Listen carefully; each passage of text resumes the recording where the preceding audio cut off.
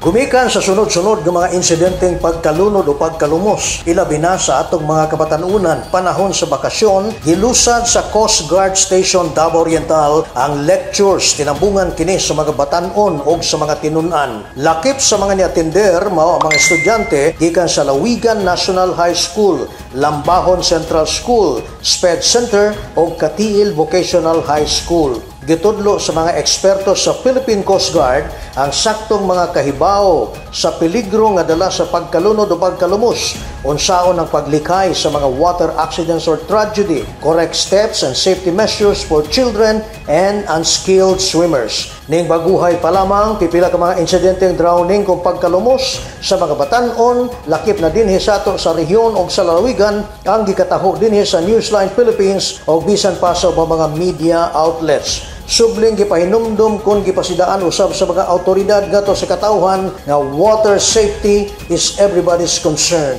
Dili unya na, dili ugma na, kun dili karon na. Gikan dinhi sa City of Mati, Davao Oriental, alang sa Newsline Philippines, June Duterte, stay safe.